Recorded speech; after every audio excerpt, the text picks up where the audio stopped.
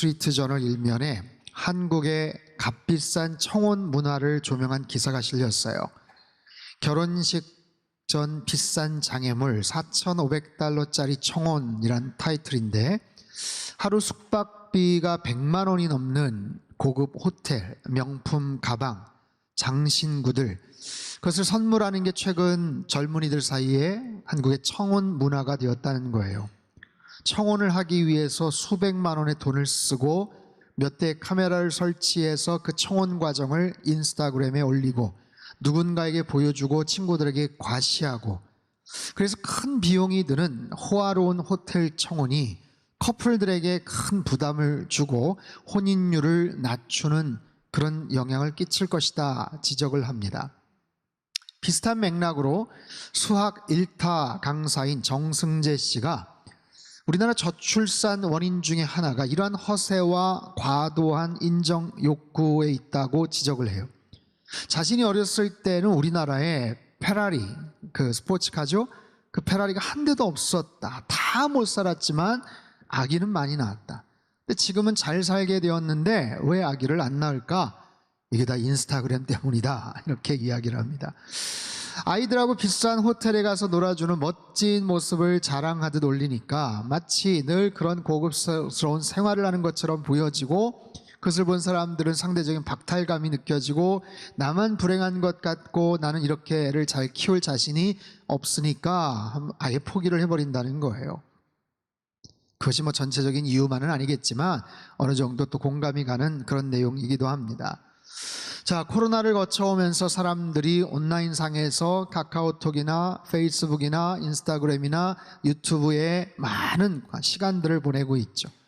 그곳에다 자신의 글을 올리고 또 사진을 띄우고 근사한 모습들을 올립니다. 그래서 사람들의 관심, 좋아요, 댓글들이 달리게 되죠.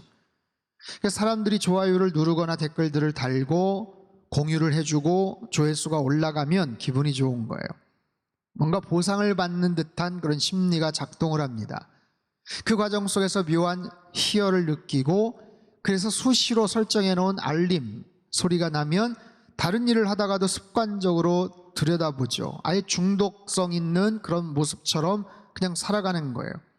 누군가의 칭찬에 댓글이 뜨면 슬그머니 혼자 미소를 짓기도 하고, 올려놓은 글이나 사진에 좋아요가 없거나 시간이 꽤 지났는데도 조회수가 올라가지 않으면, 응답이 없으면 신경이 쓰이고 굉장히 우울해집니다. 사람들은 분명히 소통을 더 잘하게 되었지만 정작 만나는 사람들, 눈앞에 있는 사람들에게는 소홀히 하는 경향들이 아주 많아졌어요. 모처럼 가족들과 즐거운 식사의 자리에도 친구들과 아주 근사한 식사 중에도 맛있는 음식 사진 찍어 올리겠다고 공유하느라고 바쁩니다. 어디 좋은 곳에 가서 멋진 경치를 그저 구경하기보다는 먼저 사진 먼저 찍어야 돼요. 보여주겠다, 보관하겠다, 제대로 즐기지를 못해요. 심지어는 위험한 곳에서 무리하게 사진을 찍다가 사고를 당한 이야기들도 들려오죠. 자, 이처럼 인정을 받고 싶은 욕망, 자랑하고 싶은 마음들은 누구에게나 있습니다. 그리고 이것은 비단 최근의 이야기만은 아니에요. 우리 어린 자녀들, 지금 뭐 유치원을 다니고 있는 어린 우리 꼬맹이들, 유치원 가서 뭐 하나 만들어 오고 뭐 하나 그림 그려오면 얼마나 자랑을 합니까? 사실 정말 정직하게 객관적으로 보면 그림도 좀 이상하게 그렸는데 부모님은 뭐라고 말해요? 아이고, 우리 아들 어쩜 이렇게 잘 그렸어? 아, 이게 엄마야? 여기가 코야? 여기가 눈이야? 물어보죠. 아이고, 똑같네. 조금이라도 시험을 잘 보거나 뭐 학교에서 반장이라도 되면 동네방네 자랑을 합니다. 부모님들도 기회가 되는 대로 친구들에게, 가족들에게 자랑을 하는 거예요. 저희 부모님도 제가 초등학교 때 학년마다 반장을 했다는 이야기를 얼마나 자랑하시는지. 전학을 6번 다녔는데 가는 데마다 반장을 했다고 그렇게 자랑을 하셔서 참 민망했던 적이 있었는데, 참 웃으셔야 되는데 안 웃으시니까 저희 부모님이 이상하게. 자, 이처럼 우리는 누구나 자랑하고 싶은 욕구가 있어요. 그리고 누군가의 칭찬에 목말라 합니다. 오죽하면 칭찬은 무엇을 춤추게 해요? 고래도 춤추게 한다, 이런 책 제목이 있었지 않습니까? 자, 심리학에서는 타인으로부터 인정받고 싶은 욕구야말로 인간 생존에 꼭 필요한 심리적인 욕구고 삶의 목표를 갖게 하는, 움직이게 하는 지극히 자연스러운 동기부여를 제공한다 이야기를 해요. 그렇기 때문에 인정받음이 얼마나 중요하게 내 삶을 작동하는지, 나에게 어떤 동기부여를 일으키는지, 내 삶의 방향과 그 목표와 에너지를 어떻게 제공하는지 우리는 살펴봐야 돼요. 자, 오늘 본문에는 아주 중요한 메시지가 있습니다. 우리가 잘 아는 달란트 비유이죠. 특별히 인정, 평가, 보상이라는 측면에서 중요한 영적 교훈이 있어요. 한 주인이 먼 길을 떠나면서 3명의 종들에게 각각 1달란트, 2달란트, 5달란트를 맡깁니다. 14절, 15절 말씀을 같이 한번 읽도록 하겠습니다. 시작. 또 어떤 사람이 타국에 갈 때 그 종들을 불러 자기 소유를 맡김과 같으니 각각 그 재능대로 한 사람에게는 금 5달란트를, 한 사람에게는 2달란트를, 한 사람에게는 1달란트를 주고 떠났더니, 자, 그런데 시간이 지나고 나서 주인이 돌아와 결산을 할 때 세 종들은 자신이 남긴 달란트를 각각 보여주죠. 1달란트 받은 종은 그저 땅에 묻었다가 원금 그대로 가져옵니다. 2달란트, 5달란트 받은 종은 어디 가서 사업을 하고 열심히 일을 해서 배의 이득을 남기게 되죠. 거기에 대한 평가를 하는 그런 이야기, 오늘 본문의 비유의 이야기예요. 자, 오늘 설교의 제목, 좋아요에 목마른 사람들, 인정받고 칭찬받고 싶은 심리로 가득한 현대인들, 이 말씀을 듣고 있는, 오늘 이 자리에 계신, 또 영상으로 함께 말씀을 듣고 있는 우리 모두에게 오늘 본문 아주 중요한 3가지를 알려줘요. 첫 번째는 어떤 평가가 있었느냐라는 거예요. 주인은요 2가지로 평가를 해요. 21절 말씀 같이 읽습니다. 시작. 잘하였도다 착하고 충성된 종아, 네가 적은 일에 충성하였음에 내가 많은 것을 내게 맡기리니 내 주인의 즐거움에 참여할지어다. 자, 2달란트, 5달란트 남긴 종에게 토시 하나 빼놓지 않고 똑같은 칭찬을 하죠. 그런데 첫 번째, 그저 1달란트 그대로 가져온 종에게는 뭐라고 평가를 합니까? 26절에서 30절 까지 말씀을 우리 천천히 한번 읽겠습니다. 시작. 그 주인이 대답하여 이르되 나는 심지 않은 데서 거두고 해치지 않은 데서 모으는 줄로 네가 알았느냐? 그러면 네가 마땅히 내 돈을 취리하는 자들에게나 맡겼다가 내가 돌아와서 내 원금과 이자를 받게 하였을 것이니라 하고 그에게서 그 1달란트를 빼앗아 10달란트 가진 자에게 주라. 무릇 있는 자는 받아 풍족하게 되고 없는 자는 그 있는 것까지 빼앗기리라. 이 무익한 종을 바깥 어두운 데로 내쫓으라. 거기서 슬피 울며 이를 갈리라 하니라. 자, 갑절 남긴 종들에게는 아주 짧은 칭찬만 있었어요. 토시 하나도 틀리지 않습니다. 반면에 1달란트를 그대로 가져온 종에게는요 정말 무섭도록 혹독한 평가를 하죠. 그리고 내용도 굉장히 길어요. 그리고 아주 구체적입니다. 여러분, 중간은 없어요. 중간이 없어요. 야, 나쁘지 않았어. 아유, 그 정도도 뭐 그냥 괜찮아. 어정쩡한 평가는 없습니다. 짧을지언정 아주 분명하고 그 다음을 기대할 수 있는 기분 좋은 평가가 있었고요. 또 아주 길고 구체적인 부정적인 아주 혹독한 평가 2가지만 있을 뿐이에요. 자, 무엇을 할 수 있는가? 인생에서 최종적으로 얻게 되는 결과, 그 평가는 2가지뿐이에요. 정말 잘했다와 정말 못했다예요. 합격과 불합격입니다. 거기에는요 조금만 기다려보자, 조금만 대기해보세요, 뭐 패자부활전 있을지도 몰라, 이런 게 없어요. 중간에 애매한 평가가 없습니다. 아주 명확하게 정말 잘했다, 정말 못했다입니다. 우리는 2가지를 다 알아야 돼요. 무슨 이유로 인해서 정말 잘했다고 평가를 하시는지, 반대로 무슨 이유로 인해서 그렇게 혹독한 평가를 하시는지, 특별히 그 1달란트를 그대로 가져온 종에게 왜 주인은 그토록 혹독한 평가를 내렸을까? 돈이 많고 적고의 문제가 아니에요. 손해를 봤냐 아니냐의 문제가 아니에요. 이미 주인은 7달란트의 큰 이득을 남겼어요. 이득을 봤다고요. 손해본 것도 없어요. 원금 그대로 얻었잖아요. 그런데도 주인이 왜 그토록 화를 내고 있는가? 그 이유를 정확하게 알아야 돼요. 그 이유는 뭔가? 그 한 달란트 받은 종은 주인을 위해서 한 것이 아무것도 없다는 거예요. 아무것도 없었어요. 한 달란트 받았다고 불평도 없었어요. 나만 왜 저거 차별하는 거 아니야? 기분 나빠. 이런 이야기도 없었어요. 그냥 아무런 관심이 없었어요. 그저 받은 것 땅에 묻었다가 시간 되니까 그냥 갖다 줬을 뿐입니다. 주인을 위해서 한 것이 아무것도 없었다고요. 여러분, 성경은 그가 한 것이 무엇인지 침묵합니다. 다른 종들이 열심히 사업을 하고 열심히 2달란트, 5달란트를 배를 남겨오는 동안 이 친구도 뭔가를 했겠죠.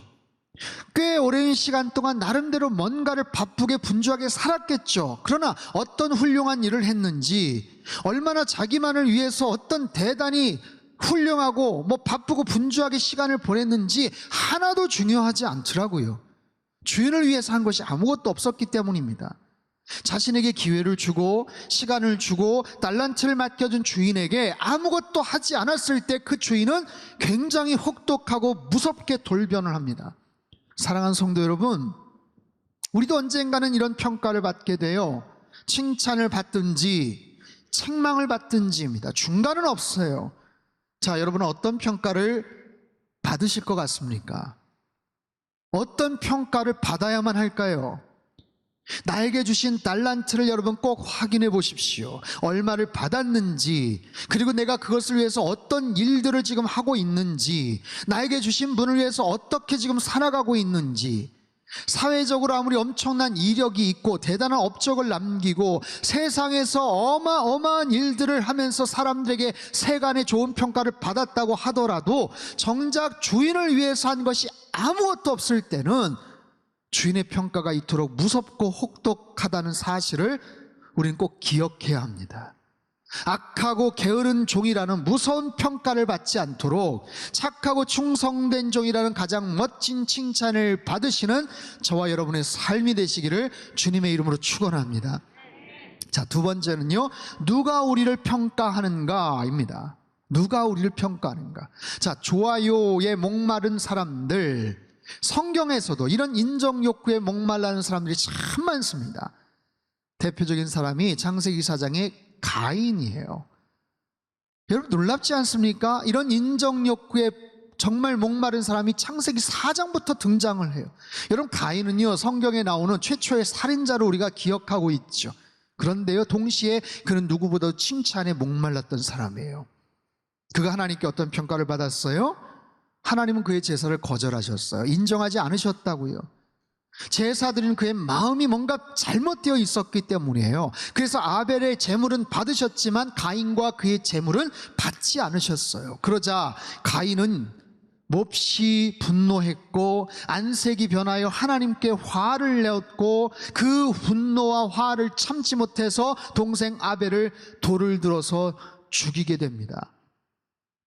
지난 2020년에 출간한 연세대 심리학과 이동귀 교수의 나 좀 칭찬해 줄래? 라는 흥미있는 제목의 책이 있습니다. 우리 안에 과도한 인정 욕구로 인해서 삶의 우선순위가 늘 뒤바뀌는 우리들의 모습, 타인의 시선을 의식하느라고 내 중심을 제대로 찾지 못하는, 그래서 비슷한 문제들이 늘 벌어지고 마는 그런 우리의 모습들을 저자는 전문가답게 아주 잘 분류를 하고 여러 가지 해법들을 제시를 해요. 그 중에 몇 가지 사람들, 과도한 인정 욕구를 몇 가지 타입으로 설명을 합니다. 착한 아이 증후군형, 이것은 남들이 좋게 봐줘야 존재감이 느껴지는 타입이에요. 타인의 칭찬과 인정으로 자신의 존재 가치를 확인하는 유형이죠. 애착 불안형, 끊임없는 관심이 필요한 그런 타입입니다. 그리고 친밀한 관계일수록 더 많은 애착이 있고 더 많은 인정을 받고자 하는 더 큰 기대감을 갖고 있는 그런 유형이에요. 완벽주의형도 있어요. 모든 일을 완벽해야 마음이 풀리는 그런 유형이죠. 완벽을 넘어서 실수를 용납하지 않는, 언제나 높은 기준과 목표를 갖고 자기 자신을 아니면 타인을 압박하거나 스트레스를 주는 그런 타입입니다. 나르시스트형이 있어요. 나는 정말 정말 대단한 사람이야. 타인에게서 받는 인정과 존경, 자존감을 유지하고자 하는 그런 태도인데, 반대로 타인의 요구에 대해서는 공감 능력이 떨어지는 타입입니다. 여러분 어떤 유형에 속하십니까? 가인의 이야기를 묵상하면서 가인의 모습을 가만히 보니까 이 네 가지가 골고루 다 섞여져 있더라고요. 착한 아이 증후군, 타인의 칭찬과 인정에 목말랐어요. 애착 불안형, 나름 하나님과 가깝다고 생각을 했었는데 그러다 보니 더 인정받고 싶은 강렬한 욕구가 있었죠. 완벽주의형, 높은 기대치를 갖고 있었는데 그게 안 되니까 용납이 안 됐고 공격적인 성향으로 바뀌더라고요. 나르시스트형, 자신에 대한 과도한 기대치, 내 제사가 얼마나 완벽한데, 내가 재물을 얼마나 정말 퍼펙트하게 만들었는데, 아니 내 것을 하나님께서 거부하셔? 그래서 하나님께 화를 내고 동생을 향해 그 분노가 결국 폭발하게 되지요. 자, 이처럼 과도한 인정 욕구들, 칭찬에 대한 목마름들, 이것이 오늘 우리의 삶 속에서 참 많이 나타납니다. 더 많은 사람들이 나를 인정해 주기를 바라고, 더 많은 사람들이 좋아요에 표시를 하고 댓글을 달아주기를 원하는 그런 마음들, 심지어는 유명인들, 잘하는 셀럽들이 자신의 사진이나 일상에 좋아요를 누르거나 하트 표시를 하거나 댓글 달아주면 이건 난리가 납니다. 난리가 나요. 세상에 아무개가 내 인스타에 들어와서 나에게 표시를 했어, 하트 표시를 했어, 댓글 달아줬어. 여러분 사실 수많은 사람들의 인정과 칭찬과 여러 가지 얽혀져 있는 관계들이 섞여져 있지만, 이 땅에서 아무리 많은 사람들에게 칭찬을 받는다고 하더라도, 수많은 좋아요의 표시가 있다고 하더라도 가장 중요한 좋아요 누구에게 받아야 될까요? 하나님 한 분에게 받아야 되는 거예요. 하나님께서 나를 어떻게 평가하시는가, 사실 이것이 가장 중요한 그런 이슈예요. 세상 사람들보다도 하나님이 나를 어떻게 바라보실까, 하나님이 나를 어떻게 평가하실까, 그분의 인정과 칭찬이 가장 중요한 거예요. C.S. 루이스의 영광의 무게라는 책이 있습니다. 금세기 최고의 변증학자인 그의 글에는요, 우리가 추구하고 얻어야 될 영광은 우리와 같은 피조물이 부여하는, 우리와 같은 그런 인간들이 나에게 주는 그런 영광, 명예가 아니라 하나님이 나에게 주시는 그런 명예여야 한다고 말을 해요. 하나님께서 우리를 인정하시는 것, 우리의 헌신과 신실했던 인생에 대해서 하나님께서 야, 참 너 수고했어, 고마워 라고 표시하시는 것, 그래서 영광이라는 의미를 하나님이 알아주심으로 그렇게 설명을 합니다. 하나님이 알아주시는 거예요. 하나님 이미 아시죠. 우리의 모든 것을 다 아시죠. 그럼에도 하나님께서는 우리가 마지막 순간에, 마지막 날 그 하나님 앞에 섰을 때 우리를 비로소 알아봐 주시고 우리를 칭찬해 주신다는 거예요. 그 하나님께서 우리를 향해서 인정해 주실 때, 우리를 칭찬해 주실 때, 알아봐 주실 때, 여러분 다른 누구의 칭찬이 아닌 수많은 사람들이 나에게 좋아요를 하고 따봉을 하고 뭐 댓글을 남기고, 다른 수많은 사람들의 찬사와 칭찬과 인정이 아니라 하나님, 온 우주의 창조자요, 천지 만물을 창조하시고 가장 높고 위대하신 그 하나님께서, 그 천국의 주인 되시는 하나님께서 나 한 사람을 위해서 수많은 영혼들이 지켜보는 그 자리에서, 그 주목하는 그 자리에서 나 한 사람을 지칭하면서 잘했다, 착하고 충성된 종아, 여러분 그렇게 우리를 평가하실 때 과연 우리들은 그 말할 수 없는 영광과 기쁨을 견딜 수가 있겠는가?